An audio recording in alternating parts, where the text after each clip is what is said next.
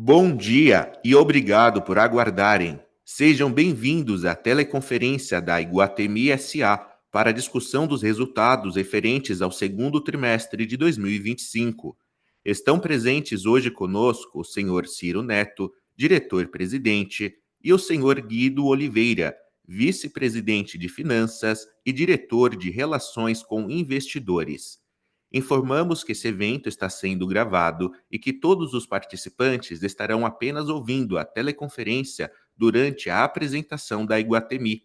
Em seguida, iniciaremos a sessão de perguntas e respostas quando maiores instruções serão fornecidas.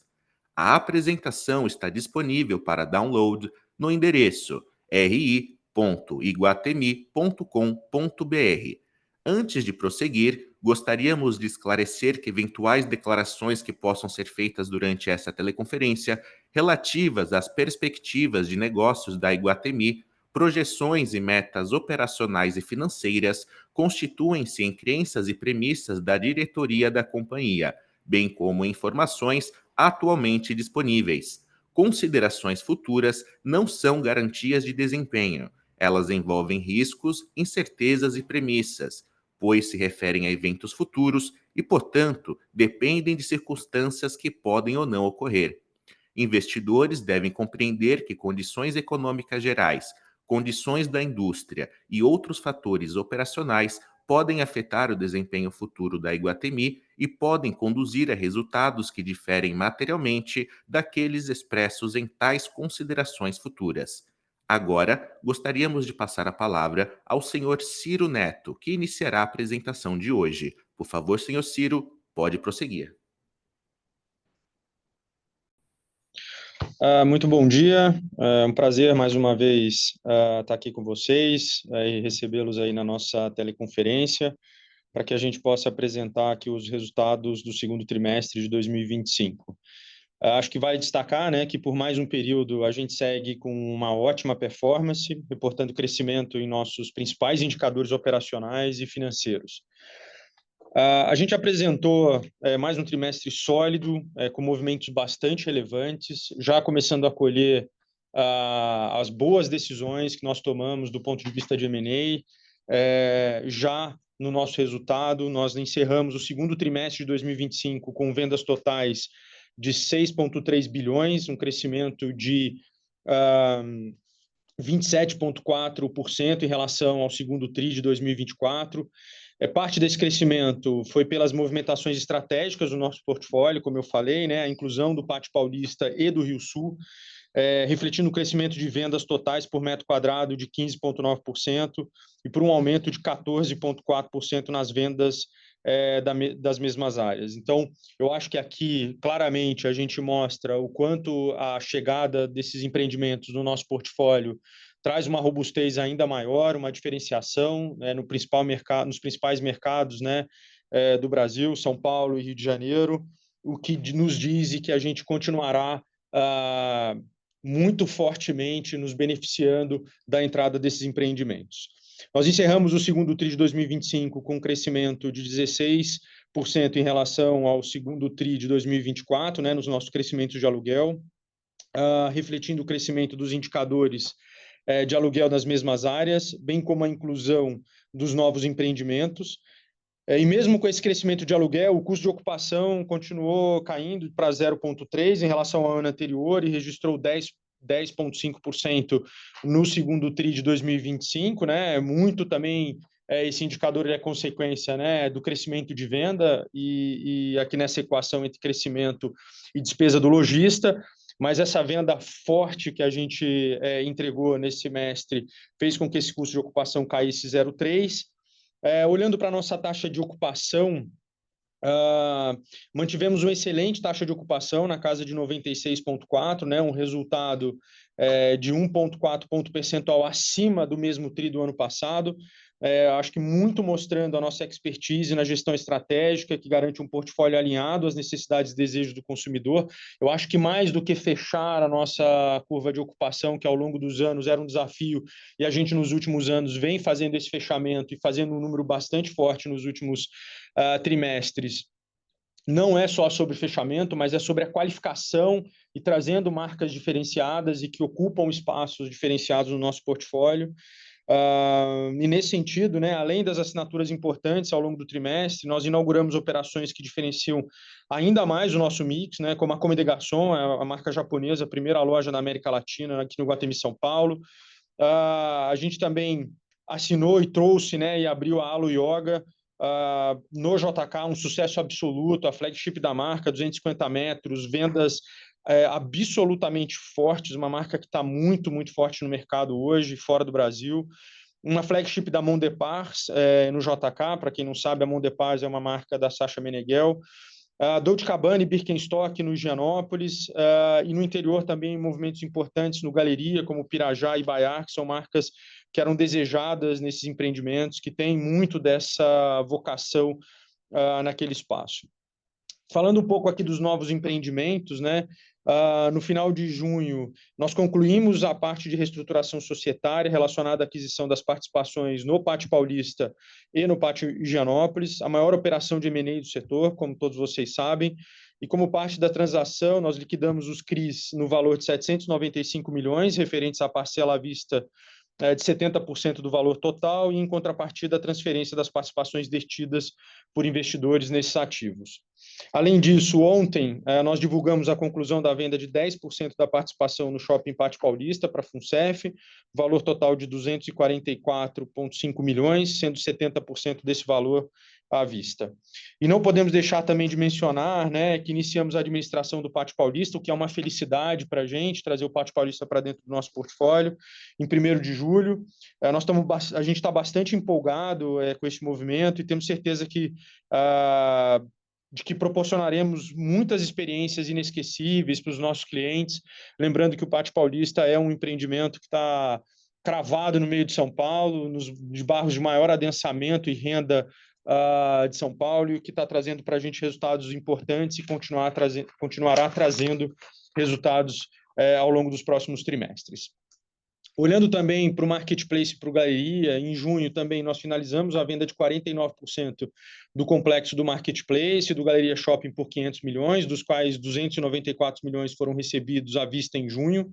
A operação inclui as permutas dos projetos de multifamily e comercial integrados aos 2 complexos e foi concluída com cap rate médio de 9%. Acho que esse movimento ele reforça a nossa estratégia de reciclagem de portfólio, né, e viabiliza o início do projeto de retrofit do Marketplace, que será conduzido em 4 fases e trará uma proposta contemporânea de uso misto para esse ativo. Eu acho que vale reforçar um pouco aqui dos pontos principais, né? Nossas políticas de ESG, a gente reforça o nosso compromisso contínuo com a agenda de ESG ao lançar a 3ª edição do nosso relatório de sustentabilidade nesse 2º trimestre. O documento ele compila, né, de forma transparente todas as iniciativas do último ano e demonstra também o quanto a gente avançou, né, e como com consistência e evolução dos nossos processos. Um dos destaques foi a nota da companhia no ISE da B3, que evoluiu 25 posições desde o último relatório e atingiu 71 pontos, a maior pontuação do setor de shopping center, que mostra a evolução e uma preocupação que nós temos de continuar melhorando os nossos processos internos, de continuar olhando para o ESG como uma forma de política e de cuidado com o que a gente tem que ter com os nossos negócios. Olhando também para uma parte nossa de eventos, eu acho que vale destacar aqui pontos importantes, né, de que a gente continua fazendo eventos de diferenciação para o nosso público. Eu acho que olhando para o nosso pilar de design, produto, experiência do cliente, a gente continua fazendo coisas que são diferenciadas, né, para o nosso público, como a Festa Junina do Iguatemi São Paulo, que registrou esse ano um aumento de público de 9%, que contou com o patrocínio da XP e da Visa, e ativações importantes como Mitsubishi, Cirela, reforçando o papel do Iguatemi São Paulo como referência em eventos proprietários de alto valor agregado. Acho que é um ponto importante para dizer, né, no passado, a indústria fazia os eventos e muitas vezes esses eventos eram eventos que simplesmente eles levavam a experiência para o cliente, mas eles não tinham anunciantes. Eu acho que ao longo do tempo a gente mudou esse vetor, muitos anunciantes, a gente criou propriedades importantes, exclusivas em Iguatemi, com que fizeram que vários anunciantes quisessem fazer parcerias com a gente, como a gente fez com a XP no passado, e com muitos outros eventos que a gente faz no interior, ou também na capital, e nas capitais que a gente está, e que hoje são eventos proprietários e desejados por anunciantes, o que melhora bastante a nossa linha aqui de patrocínio. A gente teve também no JK Cine Vista, um evento super conceituado, que teve sold out ainda na pré-venda de ingressos, e do total de participantes, 63% eram clientes do Iguatemi One, reforçando o relacionamento com o público qualificado e marcas parceiras.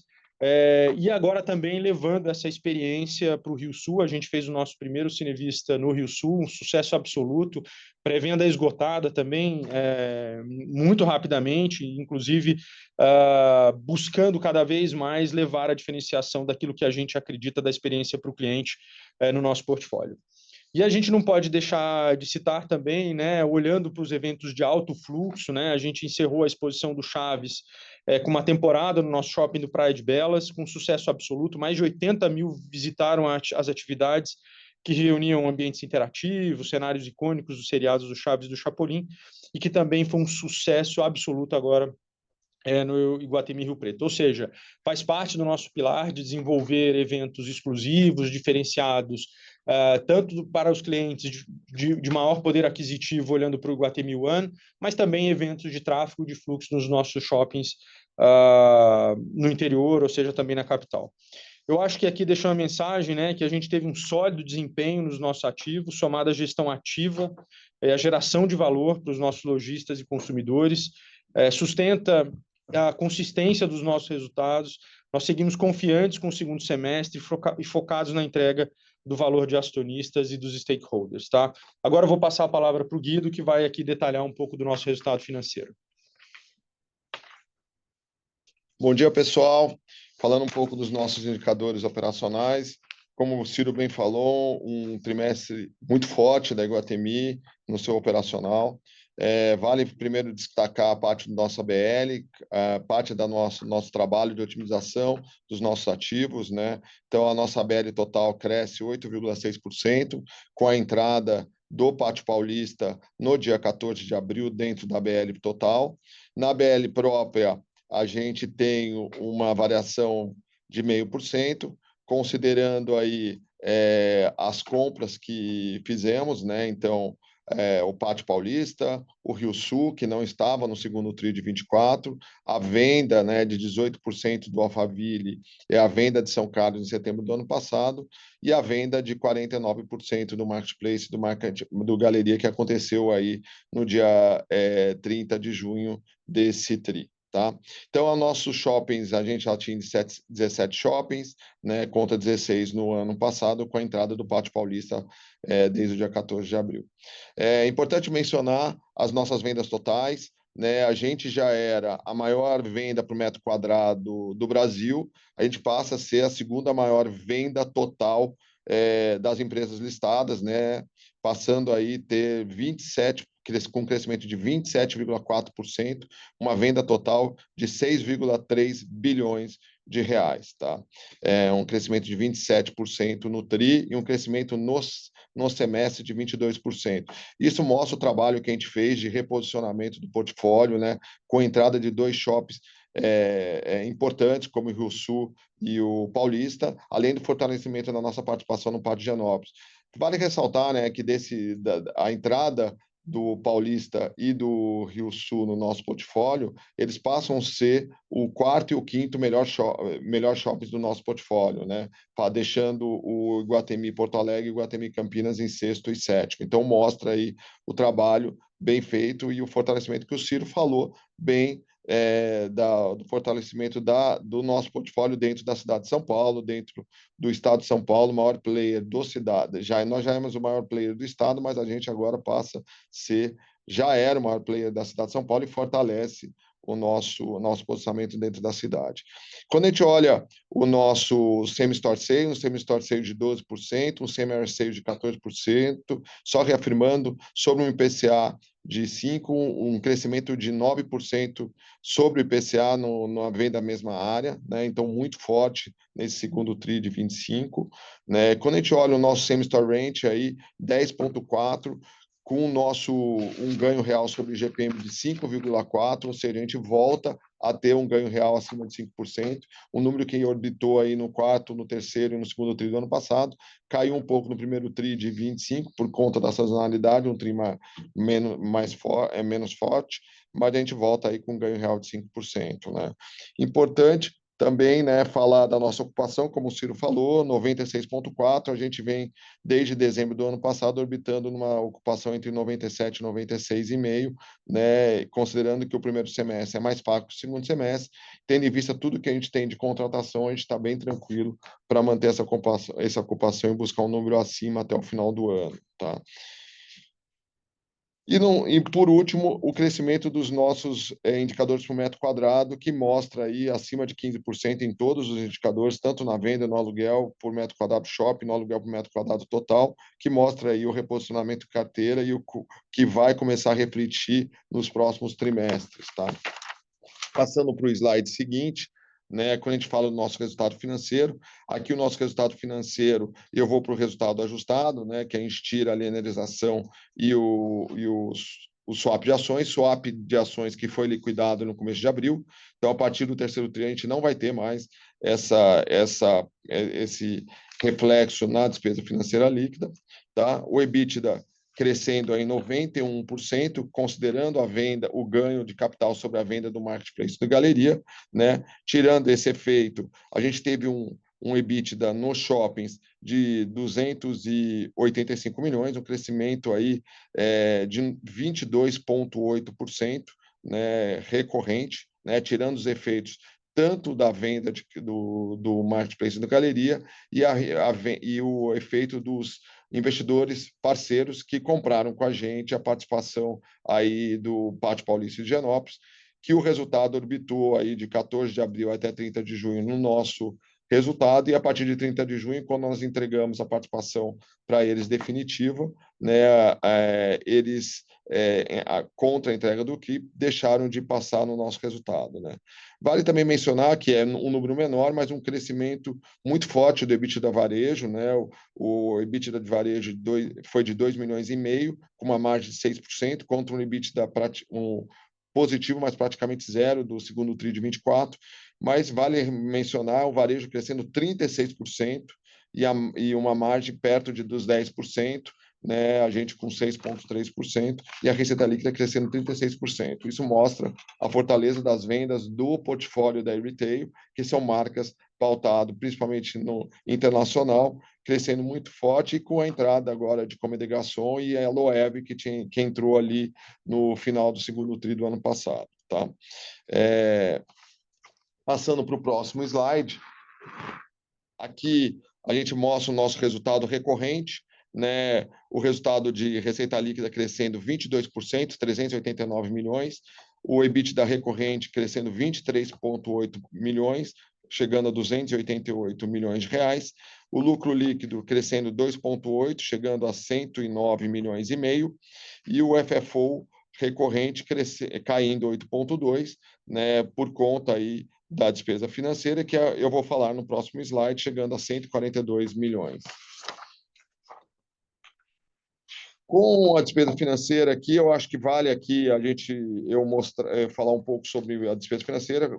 Quando eu olho vários de vocês nos relatórios, eu acho que o pessoal aí se confundiu um pouco, né? A gente mostrou aí uma despesa, um resultado financeiro líquido ajustado de 125 milhões. Do total de despesa financeira dos 175, tem dois eventos que são um evento que é a venda o AVP, que é simplesmente contábil, né? Pegar o contas a receber das vendas que nós temos dentro do nosso balanço, que foi a venda do marketplace, e a forma que a gente vendeu os 4,1% para comprar shopping. Então, tem 34 milhões, então essas vendas foram IPCA, e a gente trazendo aí pelo CPC 12, pela taxa de juro real, deu esse efeito. Então, isso aqui é um efeito não caixa, então isso aqui não é despesa financeira, isso aqui é simplesmente o ajuste contábil. De outro lado, a gente tem 14,8 milhões, que nada mais é que o resultado dos nossos parceiros estratégicos que estavam dentro do nosso balanço, que passou pelo nosso operacional e que a gente pagou pela despesa financeira. E aí, chegando nos 125 milhões, eu acho que vale mencionar que a gente teve um evento também, one shot, né, do investimento ilíquido que nós temos, né, que teve uma marcação a mercado aí no TRI, né, considerando aí a variação cambial, que isso veio ali quando a gente fez a incorporação das ações em 2021, um investimento que veio como crédito para os minoritários na época da incorporação e que teve uma marcação aí de 18 milhões por conta da variação cambial e por conta do MTM dessa aplicação. Tá? A gente vem desmontando os ilíquidos, então isso foi um evento não short. Então, considerando isso, a nossa despesa financeira mesmo foi de 97 milhões, tirando o resultado da operação de swap de 9 milhões e 900, que foi positivo nesse TRI. Tá? E olhando para os trimestres à frente, né, e a gente vai ter uma despesa da ordem aí de 100 milhões para os próximos TRIs. Lembrando que no segundo TRI, a despesa contabilizada, no primeiro TRI, a despesa contabilizada foi de 82 milhões e a despesa desse TRI seria de 97 milhões.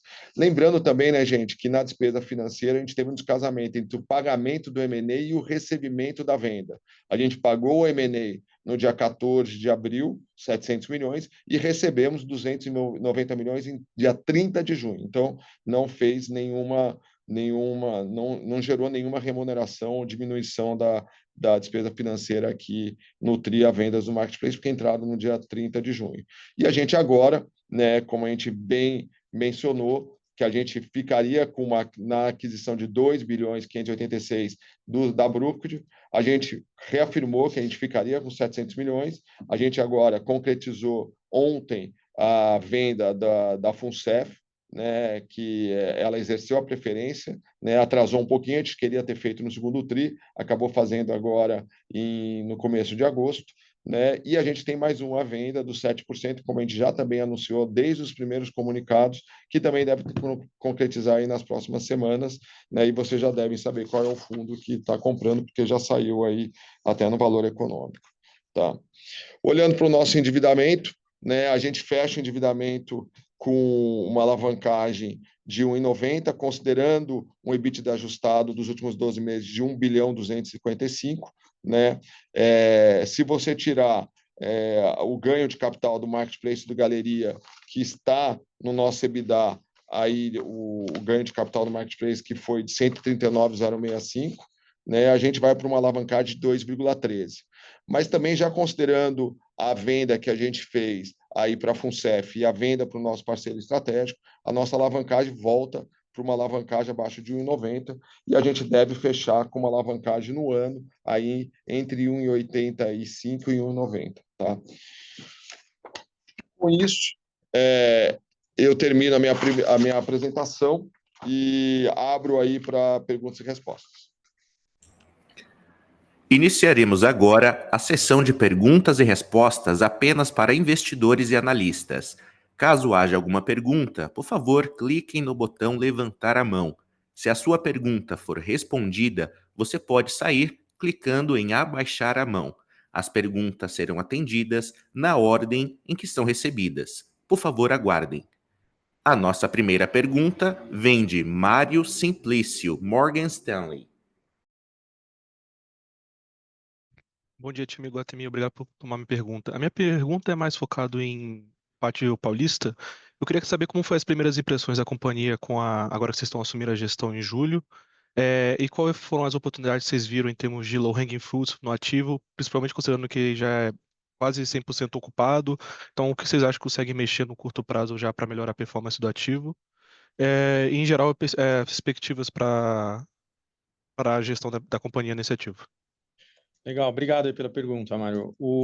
A gente está bastante feliz e satisfeito de trazer o Pátio Paulista para o nosso portfólio. A gente teve, lembrando que o Pátio Paulista ele tinha uma administradora que cuidava do empreendimento. A gente teve 40 dias úteis para fazer o takeover, o que foi um desafio importante para o nosso time. O time respondeu com velocidade. A gente virou a administração efetiva no dia 1º de julho, com todos os sistemas já centralizados, faturamento, folha de pagamento e tudo que a gente precisava fazer para o shopping não perder nenhum dia, né, ou ter algum problema operacional. Então, em primeiro lugar, eu queria dizer que a gente conseguiu fazer esse takeover com muita excelência e diligência, eu diria. Então, 100% já sendo administrado por nós. O Pátio Paulista é um shopping que a gente vê, sim, oportunidades de melhoria. Ele tem alguns pisos que a gente poderia fazer já um movimento de mix, mas agora com calma, porque a gente, em primeiro lugar, quando a gente assume um shopping, a gente faz todo um diagnóstico primeiro, para depois montar um master plan e definir o planejamento estratégico desse mall. É verdade, sim, que ele tem algumas oportunidades da gente ir melhorando o mix dele ao longo do tempo, mas como você falou, é um shopping que tem uma alta taxa de ocupação, né? É um shopping que tem um fluxo bastante forte, mas a gente vai ter uma clareza mais específica quando esse master plan, esse planejamento estratégico estiver desenhado aí nos próximos meses, mas já olhando que tem áreas que a gente poderia ocupar com uma diferenciação do portfólio para aquela região nesse primeiro momento, tá bom? Obrigado. A próxima pergunta vem de Olavo Fleming, Safra.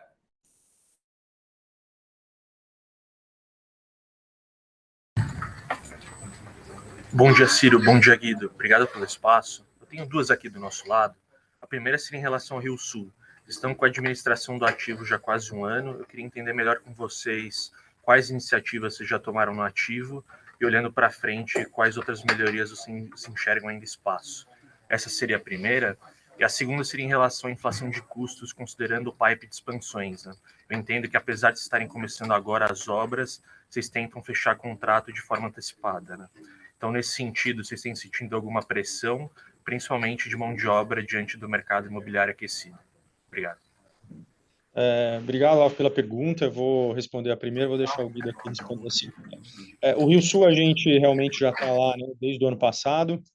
A gente passou pelas mesmas fases, né, que nós fizemos agora fazendo no Pátio Paulista. A gente fez toda a parte de diagnóstico, planejamento estratégico, a gente montou o nosso master plan, briefing, tudo que a gente gostaria de fazer, definiu já quais vão ser os primeiros movimentos que a gente vai fazer ao longo dos próximos anos, olhando para a melhoria do ativo, no sentido de que a gente gostaria e vamos fazer com que esse ativo volte a ser um ativo absolutamente relevante no Rio. Ele é um ativo de alta ocupação, de receita recorrente forte, mas a gente entende que para a Zona Sul e para a renda que a Zona Sul tem, a gente pode ir trazendo para o Rio Sul uma melhora do nosso mix, levando oportunidades de marcas diferenciadas. Não sei se vocês sabem, o Rio Sul ele tem um público mais ou menos de 30% de turistas, né? É uma região que o Rio Sul está numa região turística bastante forte, e nesse planejamento que a gente fez, a gente já começa a fazer esse trabalho, que também demora um tempo, porque a gente precisa fazer toda a parte de liberação das áreas, né? Olhar os contratos que estão por prazo indeterminado, e também já começar a colocar o nosso modelo de olhar para as nossas renovações e novos contratos, olhando para os leasing spreads positivos que também a gente quer fazer, e muito trazendo marcas que podem aportar uma venda por metro quadrado maior, assim como a gente olha para o nosso portfólio como um todo. Hoje o Rio Sul está integrado aqui também já com a gente, com os movimentos que a gente vem fazendo um pouco diferente do Paulista, porque lá havia uma empresa dos acionistas que cuidavam, né, desse shopping, olhando um pouco para o back-office, mas também no pace de fazer toda a parte de centralização e também de colocar todos os nossos sistemas na operação lá no Rio Sul. Então, a gente também está bastante animado, eu acho que o Rio Sul tem bastante oportunidade. Eu sempre falo, né, se você olhar o NOI dos shoppings, olhando para o Higienópolis, para o Paulista e para o Rio Sul, praticamente eles têm o mesmo NOI com metragens diferentes, o que nos deixa bastante confortáveis para fazer o mesmo trabalho que a gente fez no Higienópolis, fazer no Paulista e no Rio Sul, porque a gente tem uma oportunidade de crescimento por metro quadrado bastante forte, e isso vai ficar muito evidenciado aí nos próximos trimestres. Olavo, bom dia, tudo bem? Em relação à inflação de custos, né, na verdade, a inflação, a gente aqui a gente é bem diligente na parte de obras, tá? A gente hoje, desde o início do projeto, quando a gente começa a a pensar no projeto aqui de expansão. A gente está falando aqui do projeto de expansão de Brasília, do projeto de expansão do rooftop aqui do Iguatemi São Paulo e do Marketplace, né, que é o retrofit. A gente começou com um projeto lá atrás, né, olhando ali em 2023, e a gente começa com um orçamento paramétrico dentro de casa para rodar o primeiro business plan, para definir o go ou não go, junto com todos os inputs das outras áreas, tabela comercial e tal. A gente tem um processo aqui dentro que chama um processo COIN, sobre todo o direcionamento das obras. E aí, depois que a gente tem um projeto, primeiro projeto de prefeitura e depois o conceitual, a gente roda um segundo business plan para ver, e esse orçamento paramétrico a gente cota com uma gerenciadora para ver qual que é o orçamento. E aí, em cima desse orçamento, e ao longo da aprovação dos projetos na prefeitura, a gente faz os projetos executivos. Por quê? Porque a gente não trabalha com o preço máximo garantido de obra, que é o PMG, a gente entra com a empreitada global. Então, isso nos dá garantia de você pegar o preço total da obra com os projetos executivos e cotar junto com uma empreiteira um preço final. Então, considerando isso, a gente está bem tranquilo em cima dos custos que a gente passou para vocês nos nossos comunicados dessas obras, tá? Então, tá em linha. A gente até tem um save em relação aos custos do Brasília, porque as contrapartidas que foram pedidas, a gente imaginava um wave com contrapartidas maiores, foram menores, então a gente tem um save nesse custo. Mesma coisa do Marketplace, que não vai ter wave, então a gente tem um saving também. Então a gente está bem tranquilo e a gente fecha um preço global, tá? Então, assim, é uma empreitada global, a consultora de posse dos projetos executivos fecha o preço. Porque por isso que a gente demora um pouco mais para iniciar as obras, por conta disso, para a gente ter clareza no nosso orçamento. Então, a gente está bem tranquilo em relação ao que a gente já tinha passado para o mercado. Super claro, pessoal. Obrigado. Seguimos com Juan Agenton, XP. Oi, bom dia, Ciro, Guido. Obrigado pela pergunta. Acho que são dois temas que eu queria tocar aqui.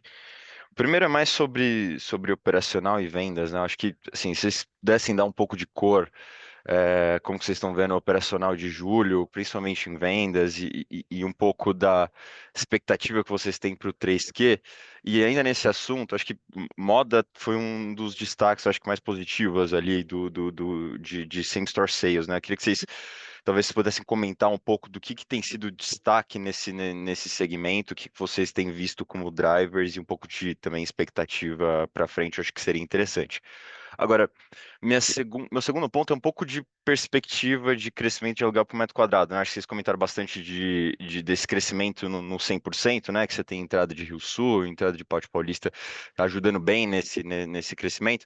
Mas se a gente olhar na participação de vocês, também tem potencialmente efeitos de primeiro, entrada em shoppings mais rentáveis, aumento de participação em shoppings mais rentáveis, e o movimento também de saída de alguns shoppings um pouco menos ativos, menos core para frente, né? Queria entender um pouco como vocês estão olhando essa perspectiva de crescimento de aluguel por metro quadrado na participação de vocês, um pouco desse cenário de crescimento em relação à inflação e como que isso interfere também, como que isso ajuda também o crescimento de receita de vocês para frente. Obrigado. Olá, falando um pouco de vendas, Ramon, a gente no TRI foi muito bem, né? A gente mostrou aí que o grande puxar, falando primeiro do segundo TRI, né? Que a parte de moda, calçados, artigos de couro foi muito forte, né? Mas com a parte de moda mesmo, moda feminina, indo muito bem, tanto a moda feminina internacional como a nacional, crescendo aí 18%, né? E o outro segmento que puxou muito foi joalherias, aí crescendo 19,6% no segundo TRI. Acho que as movimentações e ainda além disso, Health and Beauty, né, crescendo muito forte, vem crescendo quase todo o TRI, né?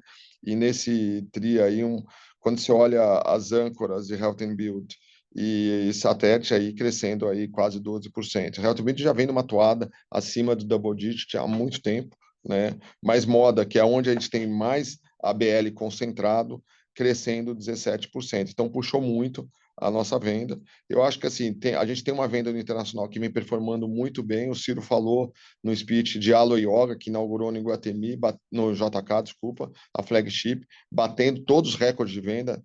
A gente chegou a ser a melhor venda da Alo Yoga do mundo. No dia de inauguração, foi a maior inauguração da Alo Yoga da história dela, bateu até o Dubai Mall lá em coisa, recebemos até um prêmio lá, o pessoal da loja. Então, assim, muito forte a venda. Então, assim, mostra aí a diferenciação que a gente traz no mix, né? Eu acho que vale dar uma cor, eu acabei não falando no meu speech inicial da venda de julho, né, gente? A gente tem a venda de julho fechada. As nossas vendas totais, já considerando o crescimento do portfólio com o Pátio Paulista no portfólio e Rio Sul, né, a gente crescendo aí 25,4% em julho. Os shoppings nas mesmas bases, aí tirando Rio Sul e Paulista, crescem 10%, né?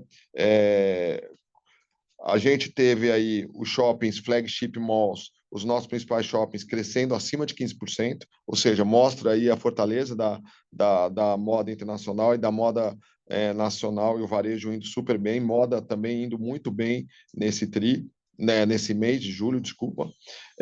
A média dos malls do interior aí crescendo da ordem de 10%, e de outro lado você tem um Rio Grande do Sul, né? Lembrando que em julho do ano passado o aeroporto do Rio Grande do Sul estava fechado, né, de Porto Alegre. Então, assim, as pessoas consumiram em junho, em julho, agosto, com compras, vai ser compras muito fortes para a gente, porque foram natais seguidos, né? A gente já tinha falado isso da venda do Iguatemi Porto Alegre ano passado, e do Praia de Belas em junho, que depois de uma demanda reprimida foi uma venda de Natal, tá? E do nosso outlet Novo Hamburgo, e julho não foi diferente, né? Porque as pessoas não viajaram porque o aeroporto o aeroporto estava fechado, voltou só em setembro. Então, os shoppings do Sul aí tiveram aí comparativos muito fortes, com vendas aí praticamente no 0 a 0. Então, assim, a venda foi forte. Eu acho que o destaque do mês de julho, a gente teve aí Health and Beauty crescendo 13%, né, moda crescendo 10% de novo, né, com a parte de artigos de couro puxando, né, Food and Beverage crescendo 9%, né, e joalherias aí crescendo da ordem de 7%, tá? Então, eu acho que assim, o destaque negativo de julho foi entretenimento, né, por conta da safra de cinemas, né? Ano passado a gente teve Divertidamente, mas Duda Noite, Deadpool e Wolverine. Esse ano a gente teve Lilo e Stitch Como Treinar o Dragão, que não fez frente aos lançamentos do ano passado, e a gente teve uma queda no entretenimento por conta dos lançamentos de 21%, tá? Então, assim, eu acho que a gente tem aí uma perspectiva boa, né? Começando julho aí com um crescimento aí no nível de 10%. Olhando a parte de aluguel por metro quadrado, eu acho que assim, a gente melhorou o portfólio, como vocês viram, né? Eu acho que a gente tem aí uma perspectiva ótima para o TRI, para o próximo ano, para o próximo semestre, desculpa, falando principalmente por conta das movimentações de renovações e de novas locações. Eu acho que tem muita coisa para entrar de nova locação que já está contratada, então tudo que vocês vão ver aí no terceiro TRI, no quarto TRI de inauguração, saiu até no relatório do Bank of America. A Iguatemi é o principal player em abertura de lojas e com menor turnover de lojas do semestre, então a gente aí batendo todos os peers. Então, isso é reflexo da diferenciação e da qualidade dos malls e da venda. Como eu falei, hoje a gente é a melhor venda por metro quadrado do Brasil e a segunda maior venda absoluta do setor. Então, assim, como a gente brinca, a venda é a cura de todos os males. E com isso a gente vai conseguir continuar recuperando o aluguel percentual forte, né? E a gente consegue, né, com esse custo de ocupação alto, aumentando o nosso take rate, esse custo de ocupação baixo, aumentando o nosso take rate e aumentando o aluguel por metro quadrado. Eu acho que a gente mostrou nesse TRI um aluguel por metro quadrado crescendo aí da faixa de 15% e um same-store rent com ganho real sobre o GPM de 5%. E é isso que a gente deve estar vendo aí para os próximos TRIs. Tá ótimo, obrigado, Guido. Bom dia. Próxima pergunta de Herman Lee, Bradesco BBI. Bom dia, Ciro, Guido. Obrigado pelo espaço aqui. Do nosso lado, duas perguntas também. Primeiro, em relação às aquisições recentes do Pátio Paulista e Higienópolis, queria saber se os juros pagos no CRI da parte do restante do consórcio vai ser reembolsado. E a segunda pergunta é em relação à margem EBITDA dos shops, que veio um pouco abaixo do guidance que vocês têm para o ano. Queria que vocês pudessem dar um pouco mais de cor do que explica esse gap e como deve se dar a convergência nos próximos trimestres dentro do guidance. Obrigado. Boa. Quando a gente fala dos juros, né, os crisistas, lembra que a gente tirou no nosso evento não só o que era a rentabilidade dos CRIs, a gente também tirou aquele dos dois investidores que saíram agora, porque a gente tinha a certeza que a gente ia liquidar isso, tanto que se você olhar no nosso contas a receber no ITR, ele está no circulante, está em bem disponíveis à venda. Tanto o valor que a gente vendeu para a FUNCEF e do outro investidor, que a gente deve liquidar aí nas próximas 2 semanas, tá? Então, toda essa rentabilidade que inclui os crisistas e essas 2 SPS que ficaram também já cindidas para entregue para esses 2 parceiros, a gente tirou do nosso não recorrente, tá? E quando a gente olha o custo de carrego dessas 2 operações, tá? A gente ontem, com a FUNCEF, na liquidação, a gente se reembolsou desse custo de carrego, porque era para ter sido isso liquidado junto com os nossos parceiros no dia 14 de abril. Obviamente que a FUNCEF não podia ter liquidado, porque ela tinha que fazer um movimento diferente, porque ela não podia comprar através do CRI, ela tinha que fazer por um exercício de direito de preferência, por isso que demorou mais, tá? E o outro parceiro era uma participação que estava destinada a um coproprietário no Pátio Higienópolis, que acabou abrindo mão de levar essa copropriedade porque não conseguiu captar, né, e preferiu receber o FII sobre os parceiros estratégicos, e aí a gente vendeu essa parte que acabou atrasando e não conseguimos. Então, todo esse custo de carrego também vai ser reembolsado pelos parceiros dentro da nossa receita financeira, tá? Quando a gente fala do nosso guidance, né, a gente está acima do guidance no semestre, como a gente mostrou, 13% da receita líquida. A gente está um pouco abaixo na margem EBITDA shopping, na margem EBITDA total. Lembrando que para os próximos TRIs, a gente está um pouco atrasado na revenda de ponto, que a gente faz todo ano, que é uma revenda recorrente. A gente deve ter números importantes aí entrando no terceiro e no quarto TRI, e também a parte de venda de fração de terrenos, que a gente também não anunciou nada, e que a gente deve anunciar como a gente anuncia todo ano ao longo dos próximos TRIs, vinculados agora já ao nosso bairro Casa Figueira, que a gente começou a comercializar agora no primeiro semestre, e a gente já está a gente colocou 6 lotes à venda, a gente recebeu proposta em 13 lotes, e a gente decidiu vender 8, e dos 40 lotes à disposição, desses 8, a gente tem uma venda já parcelada, sendo parte esse ano e parte no ano que vem, então isso já vai ser refletido parte aí ao longo do terceiro e do quarto TRI, tá? E então, com isso, a gente está tranquilo em termos de margem, a gente deve bater a margem, e considerando as vendas de Marketplace e Galeria, a compra de Paulista e aumento de participação no Higienópolis, a gente reafirma nosso guidance, né, e a gente deve ficar acima do teto do guidance na receita líquida. Muito claro, Guido. Obrigado e bom dia. A nossa próxima pergunta vem de Fanny Oreng, Santander. Bom dia, pessoal. Eu tenho uma pergunta simples. Me chamou a atenção a receita de estacionamento tanto do Iguatemi São Paulo quanto do JK, né? Um crescimento bastante expressivo, uma aceleração aí com relação ao primeiro trimestre. Então, eu queria entender se vocês podiam falar um pouquinho de ambos ativos, se isso aí seria aumento do ticket médio ou o fluxo mesmo que está crescendo. Também me chamou a atenção a receita mesmo de aluguel do Iguatemi São Paulo, também veio muito forte. Então, vocês podiam passar um pouquinho, acho que as iniciativas que estão acontecendo nesses 2 ativos. Seriam essas. Obrigada. Legal, super obrigado pela pergunta, Fanny. E acho que a questão do estacionamento, ele reflete muito dessa questão da diferenciação do nosso portfólio, né?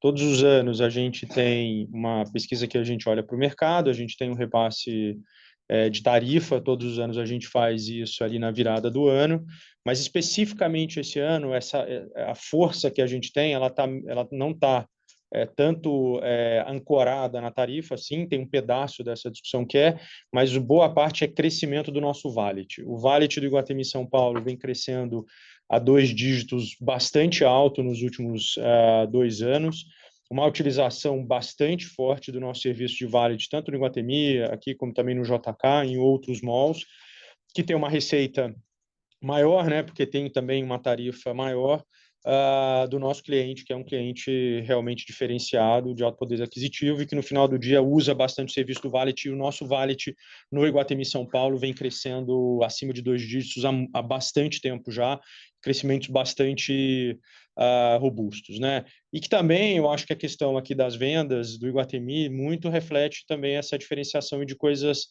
novas que a gente trouxe, né? A movimentação da Tiffany que a gente fez aí o ano passado, marcas novas que chegaram e que estão com uma performance bastante forte. Se a gente for olhar o nosso portfólio qualificado, né? Aquele portfólio que tem mais marcas internacionais, são shoppings que continuam crescendo acima de 2 dígitos. Então, são shoppings que puxam a venda do nosso portfólio. Como aqui no Iguatemi, a gente tem muito forte essas marcas vendendo aí nos últimos trimestres, isso tem puxado bastante a nosso overage de crescimento do aluguel overage. Então, somado aí o aluguel mínimo, que já é um aluguel por metro quadrado mais alto, mais a força da venda, e o aluguel overage tem puxado a venda dos nossos ativos principais, olhando aqui para a diferenciação do portfólio. Tá bom, perfeito, Ciro, super obrigada, viu? Seguimos com Jonathan Coutras, JP Morgan. Obrigado pelo espaço. Tinha 2 perguntas do meu lado. A primeira, se puder dar um update, né, na abertura da H&M no Iguatemi São Paulo e as expectativas, né, dessa abertura, seja em termos de fluxo ou incremento no aluguel metro quadrado no shopping. E a segunda, se puderem só tirar uma dúvida de depreciação, talvez para o Guido, né, ela baixou a casa para casa dos 32 milhões nesse TRI. Lembro que tem extensão da vida útil dos ativos para 40 anos, vocês mencionaram no TRI passado, mas também tem os novos ativos na base, então só para checar se tem algum outro efeito. Obrigado, pessoal. Legal, obrigado pela pergunta. A gente, a expectativa não, né? Tá, já está, já tem data confirmada, a H&M inaugura no dia 23, às 11 horas da manhã. A expectativa é super alta, eles estão fazendo, não vou falar por eles, mas a informação e tudo que a gente tem acompanhado, eles estão fazendo um investimento de alguns milhões de reais, algumas dezenas de milhões de reais em publicidade, vocês vão ser bastante impactados por isso também, né?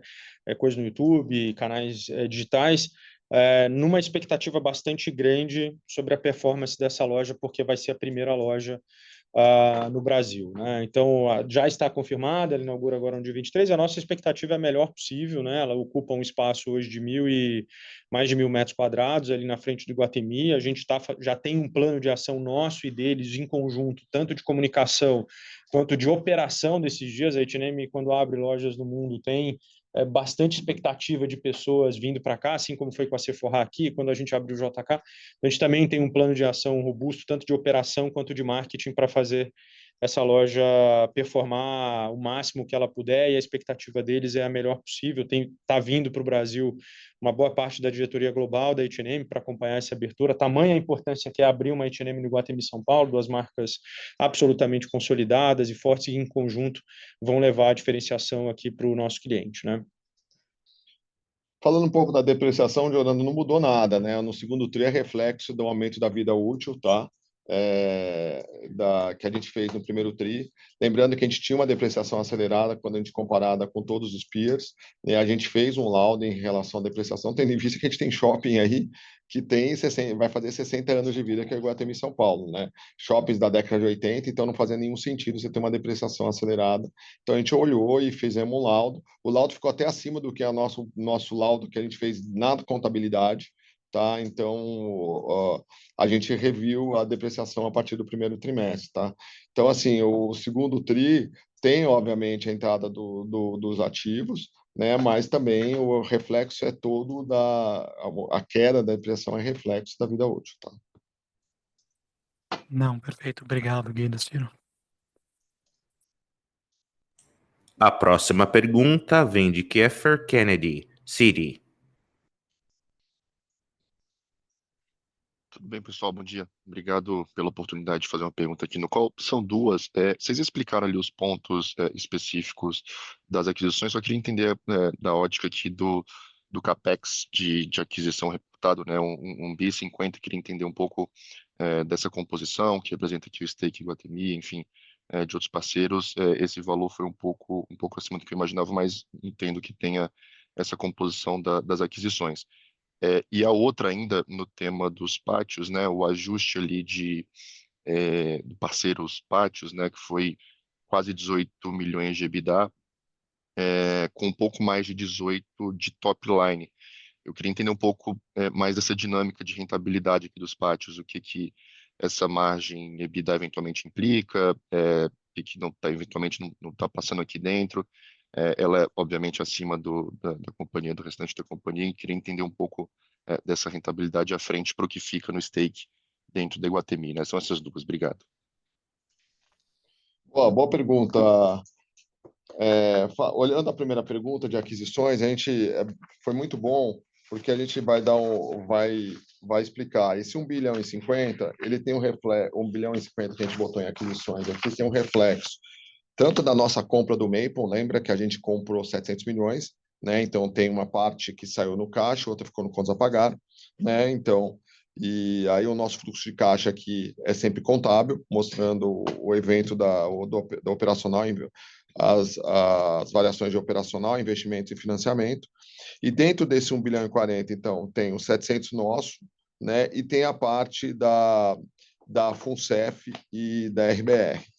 Desculpa, do investidor estratégico. Então, esse valor aí dá 290 milhões, tá? Que é o valor dos 70% que a gente vai receber. Então, esse valor 700 milhões nossos, 70% dos 700 milhões, mais 240 e 170 a 100% dos investidores estratégicos, que dão 290, dão 775.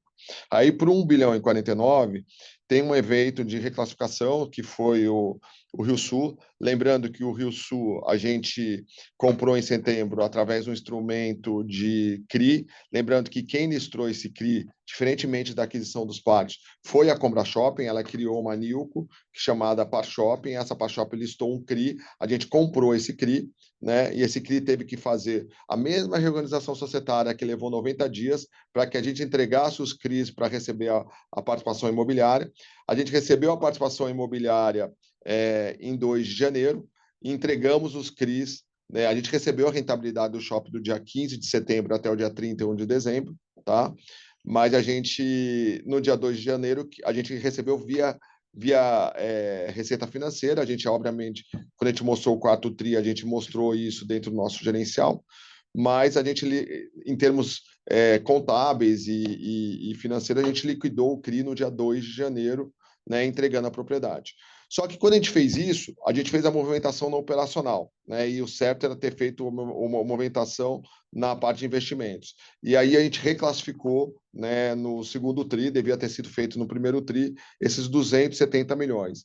Então, se você olhar dentro de 1 bilhão e 49, tem uns 70% dos nossos 700 milhões, né, 490, mais 290 milhões dos parceiros estratégicos, sendo o FUNCEF e o outro parceiro, né, que dão a 100% 240 mais 170, e a 70% 290 milhões. Tá? E mais a reclassificação do nosso investimento no Rio Sul para investimento de 270 milhões. Então, na verdade, o investimento de CAPEX, na verdade, foi 1 bilhão e 49 menos os 270 milhões. Tá?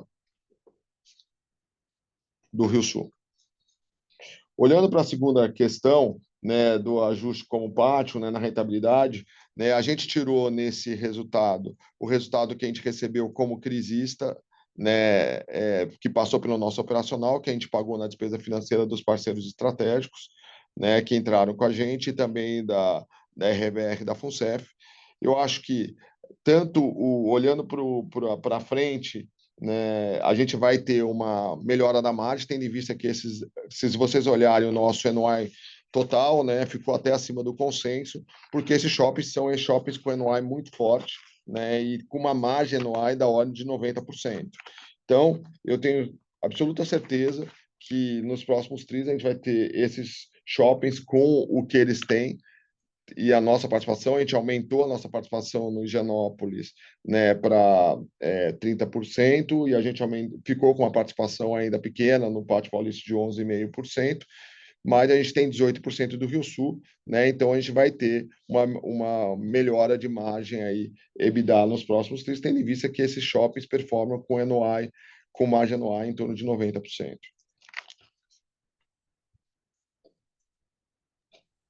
Tá ótimo, muito obrigado. Seguimos com Tainan Costa e UBS.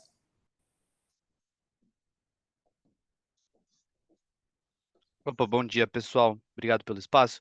Eu queria explorar um pouco o resultado financeiro de vocês, né? O Guido acabou comentando, né, sobre duas linhas ali que foram mais pontuais, que é o juro de CRI Parceiros e o AVP da venda dos ativos, mas tiveram outras duas linhas que chamaram nossa atenção, né? Tá dentro de outros, tanto em receitas financeiras como em despesas Desculpa, financeiras. Tainá, você pode repetir que deu uma cortada na hora que você estava falando? Opa, claro. Dentro da temática de resultado financeiro, né? O Guido já acabou comentando sobre os juros de CRI Parceiros e o AVP, mas tiveram outras duas linhas, que é a linha de outros, tanto em receitas financeiras como em despesas financeiras, que chamaram nossa atenção, né? Ambas vieram ali no patamar de 17 milhões negativo, costuma vir essas duas linhas ali positivo, quase num 0 a 0. Eu queria entender melhor o que drivou esses dois resultados, né? Se é algo pontual desse TRI, se pensando para frente a gente deveria ver um montante parecido com o que foi nesse TRI ou em linha com uma média histórica. E se tem efeito caixa ou não, essas duas linhas, se foi algo mais contábil. Obrigado. Boa pergunta, Tainá. Na verdade, quando a gente olha o nosso, como eu abri, né, tem dois eventos aqui que são, não, aqui um evento é simplesmente o pagamento da rentabilidade do Paulista e do Higienópolis para os crisistas, tá?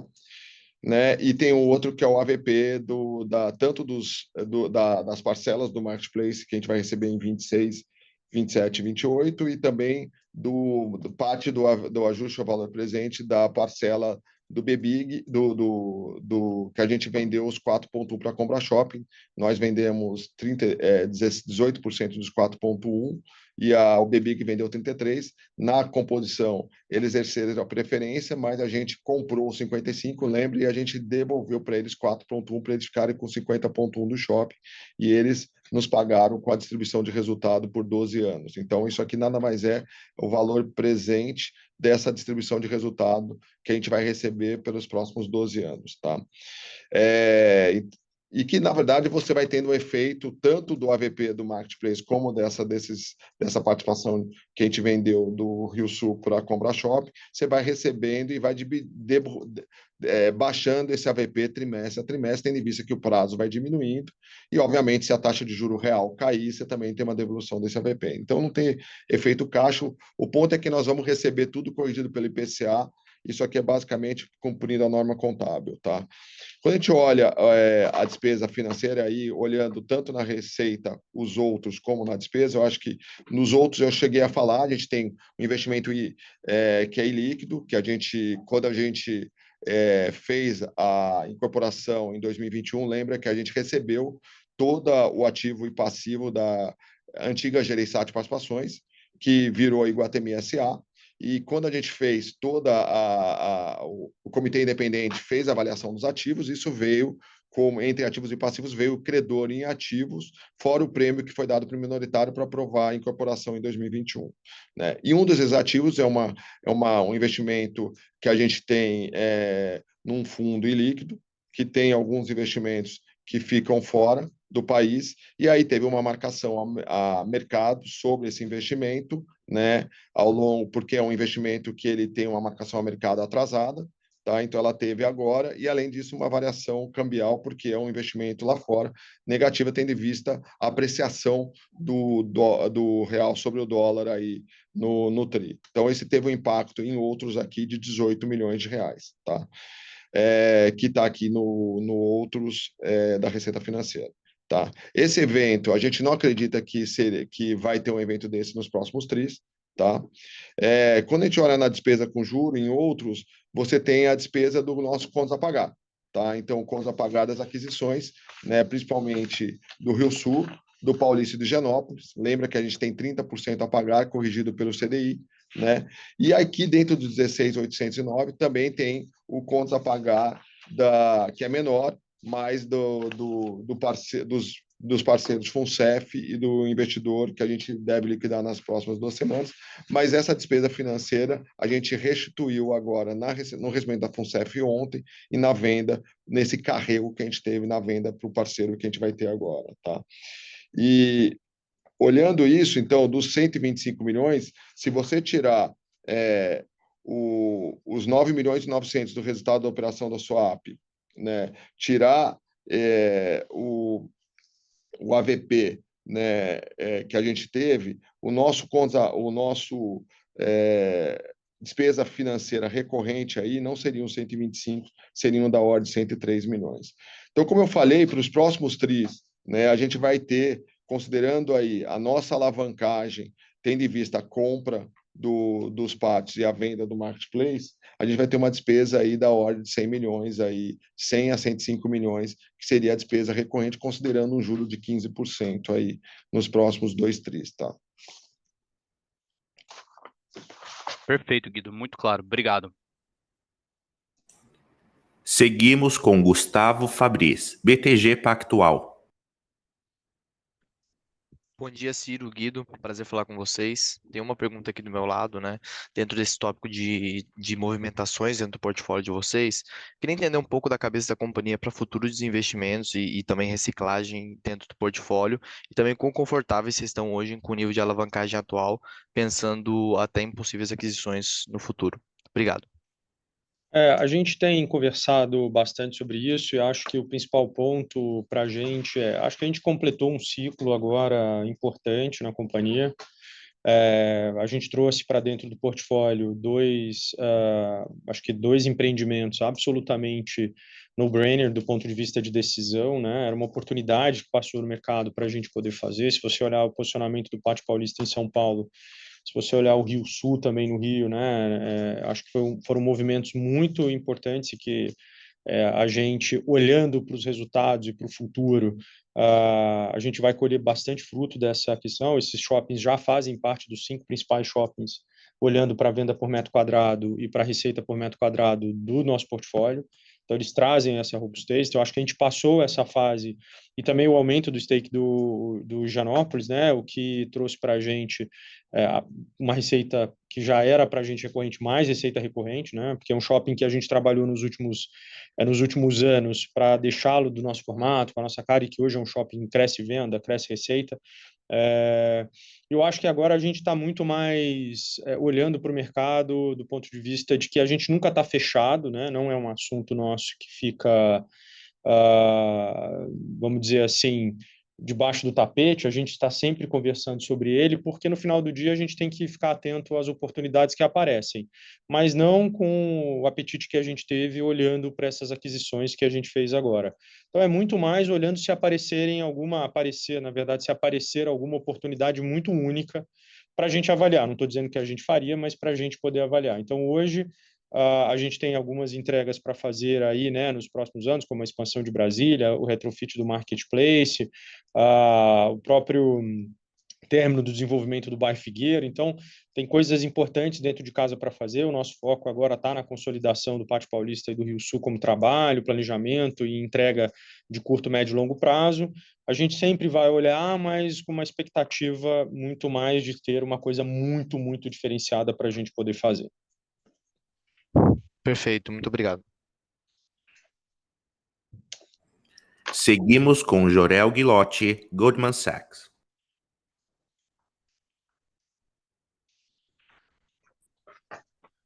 Bom dia a todos. Eu tenho 2 perguntas. A primeira é sobre a transação dos pátios. Eu só queria ver sobre a reestruturação. Em meu entendimento, vocês ainda estão consolidando a participação de um parceiro, acho que é BB Premium Malls. Então, eu só queria confirmar se isso era o fato ou se, de fato, já a reestruturação acabou. E a segunda pergunta é sobre o custo de ocupação e como pensar do crescimento do aluguel no futuro, porque agora no segundo TRI, acredito que vocês chegaram no menor custo de ocupação para um segundo TRI desde 2008, uma coisa assim. Então, eu queria entender, em sua visão, como você vê esse custo de ocupação indo para frente. É dizer, você agora tem um momento onde pode subir o aluguel de uma maneira material, por meio de leasing spreads, e se esse é o caso, quando a gente poderia começar a ver isso de fato e que tipo de leasing spreads a gente deveria esperar? Seria isso. Obrigado. Pô, Joel, só te explicar, né? Na verdade, na transição dos pátios aí, a gente classificou no segundo TRI e a gente mostrou todo o resultado que passou pelo nosso operacional dos crisistas e dos parceiros, que a FUNCEF e o outro parceiro que a gente está vendendo agora, né? Lembrando que o BBIG foi um crisista, tá? Então, ele liquidou no dia 30 de setembro, não, no dia 30 de junho, desculpa. Só que tem um CRI do BBIG, que é um CRI, uma parte dos CRIs, a gente fez algumas séries, uma parte do CRI, ele era liquidado pela participação, e outra parte de um CRI do BBIG era um CRI financeiro, tá? Só que esse CRI financeiro também, né, ele tem uma obrigação de até 30 de setembro liquidar com a entrega na nossa participação imobiliária. Então, o que aconteceu? Esse resultado do BBIG, né, a gente, no dia 30 de junho, a gente não liquidou a participação, tá? Porque a gente continuou com esse CRI financeiro em aberto, né? Ele deve liquidar agora porque ele vai fazer um CRI sobre os pátios e ele precisa dessa participação. Então, deve estar liquidando agora ainda no mês de agosto, tá?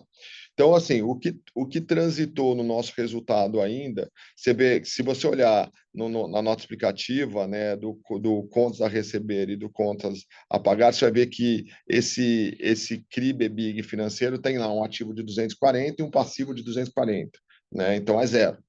Por que não tem o contas a pagar? Porque o BBIG ele apresentou para a FUNCEF não, para a Brookfield, as fianças na venda. Então, o contas a pagar ficou todo lá no fundo. Então, a gente não contabiliza esse contas a pagar. Diferente de FUNCEF e do parceiro que ainda resta, que a gente carregou essa participação e agora entregou a participação e o contas a pagar para eles na liquidação, e a mesma coisa com o parceiro que vai comprar os 7% agora, tá?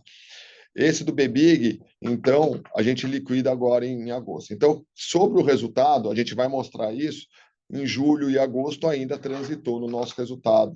Esse resultado da FUNCEF agora só no mês de julho, né? Porque eles liquidaram aqui agora nos primeiros dias de agosto, né? E desse outro parceiro, 7% do Pátio de Higienópolis, que vai transitar no nosso resultado aí até a liquidação aqui na segunda semana entre a segunda e a terceira semana de agosto, tá? E o BBIG, esse pequeno resultado também por conta desse CRI financeiro. Mas é bom lembrar que quando a gente fizer a liquidação, como a gente fez com a FUNCEF, os juros de carrego disso aqui, tendo que o do BBIG não tem juros de carrego, porque o contas a pagar ficou com ele, a gente está sendo ressarcido e a gente também está fazendo encontro de contas entre o que a gente recebeu e que eram deles, para que a gente possa ter tudo netado, como se esse resultado deles fosse entregue desde o dia 14. Então, todo o nosso carry do CDI, que é o custo nosso de carregamento, versus o que eles ganharam. Então, a gente liquida tudo isso no encontro de contas agora, no pagamento. Então, você não vai ver esse efeito no terceiro TRI. Considerando a questão do custo de ocupação, né, a gente viu o custo de ocupação caindo. O importante é que a gente continua com o custo dentro do condomínio extremamente baixo e o nosso take rate crescendo, né? Então, que é o take rate do aluguel sobre as vendas, né? Então, a gente preservou o nosso take rate aí. Então, a gente vem repassando e ganhando aluguel por metro quadrado, né? E crescendo o aluguel, né? Como você viu, o semi-store rent, semi-rent crescendo aí 10%. A nossa ideia, olhando a perspectiva dos nossos forecasts para o ano, e a gente vê aí, com o trabalho que a gente tem de novas locações e com a questão do lease spread sobre as renovações, a gente acredita manter um take rate acima ou melhor do que esse primeiro semestre, tendo em vista que esse primeiro semestre, tirando mães, é um primeiro semestre mais fraco, sazonalmente, e o segundo semestre é o semestre mais forte. Então, a gente observa aí uma venda que continua forte, como eu falei, uma venda de 10% em julho. Então, se a gente conseguir manter o pace do same-store rent, a gente deve estabilizar o custo de ocupação, mas se essa venda continua acima de 10% e o rent um pouco ali, você vai ver uma queda do custo de ocupação, mas é importante que a gente continue repassando e crescendo o aluguel por metro quadrado. Então, eu acho que a gente deve estar estabilizando o custo de ocupação nesse patamar, tá? Eu acho que é importante destacar, né, sempre, porque as internacionais elas têm um peso nesse custo de ocupação, porque como elas têm uma performance de venda muito alta, quando você olha o aluguel absoluto, elas pagam muito acima da média do nosso portfólio. E é por isso que quando você olha os nossos shoppings dominantes, fortes, que têm muito dessas marcas, os aluguéis médios dessas marcas, eles são o aluguel mínimo mais o aluguel overage que é pago, ele melhora muito o nosso aluguel médio por metro quadrado.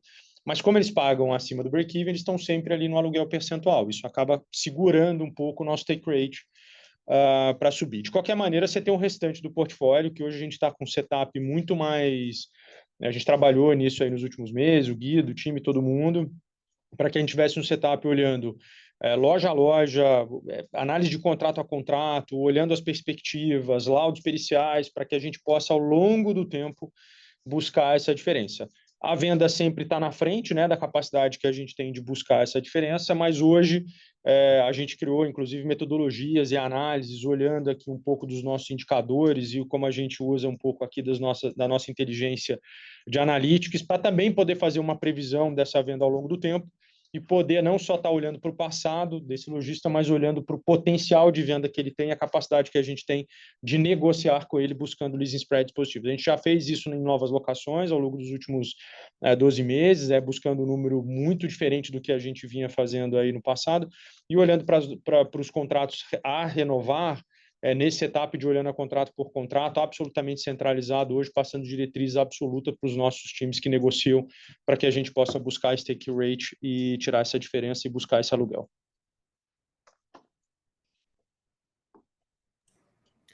Obrigado. Senhoras e senhores, não havendo mais perguntas, retornamos a palavra ao senhor Ciro para suas considerações finais. Pode prosseguir. Queria agradecer, né, a presença de todo mundo. Eu acho que é um prazer aqui poder estar com você de novo. Eu acho que destaco, né, o quanto a gente teve uma gestão forte. Eu acho que a gente conseguiu consolidar aqui todas as informações que a gente precisava. A felicidade que a gente está de trazer esses novos ativos para o nosso portfólio. Acho que a gente tem uma gestão bastante ativa, geração de valor para os nossos lojistas, consumidores, para os nossos stakeholders.